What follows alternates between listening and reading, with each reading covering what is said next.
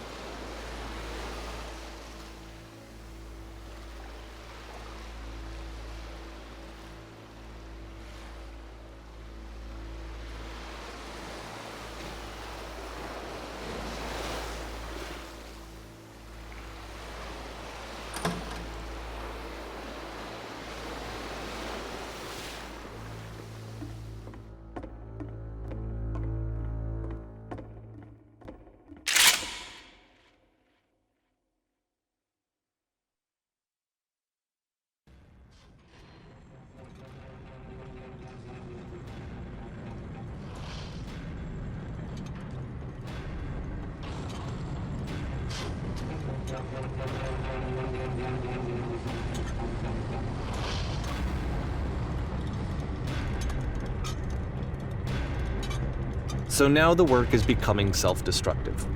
And I'll tell you, at the time that I first played this game, shortly after he made it, here's what I'm thinking to myself.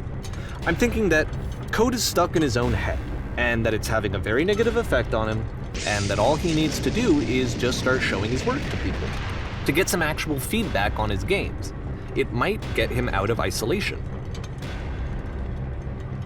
And so, as I'm thinking this, I realize that I could be the one to initiate it.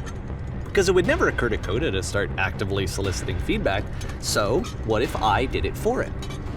If he could see the difference it would make to have more actual conversations with other human beings, would that bring him out of his mental spiral?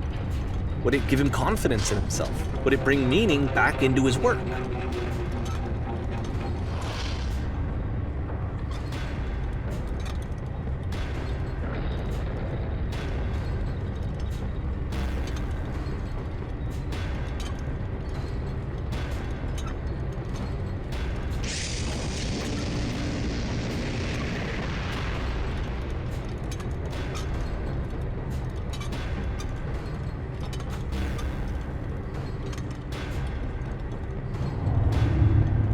So I started showing Coda's work to people.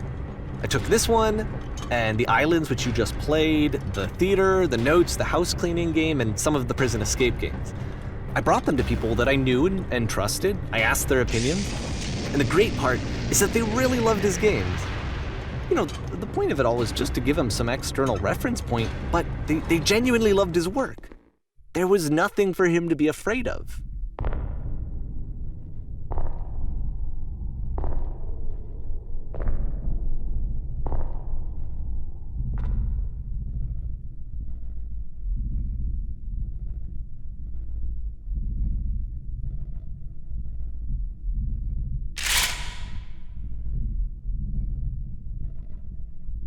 Can you see why I felt like this was the right thing to do? Because it's the thing that I always feel like I need, to be told that my work is good, that I am good. When someone really connects with a thing that I've made, when they see themselves purely in my work, there's nothing that feels better. And I got to give that very same feeling to my friend. I did something, I really felt like I'd done something good, like I was a good person. I felt like there was a friend who was in trouble and was unhappy and maybe didn't like themselves, and I could fix it. If I could give him this gift, maybe I could fix the problem. When they told me how much they enjoyed his games, it was the best feeling. It was the absolute best feeling. It made me feel so happy. So beautifully, beautifully happy.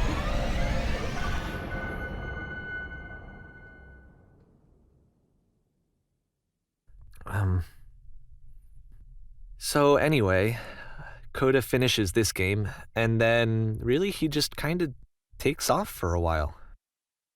So this is June of 2011, and I didn't hear anything from him for several weeks, I guess. And so out of nowhere, one day I get an email, and it's got a private link to a new game of Coda's. This one is called The Tower, and to my knowledge, it's the last game that Coda ever made. So let's take a look.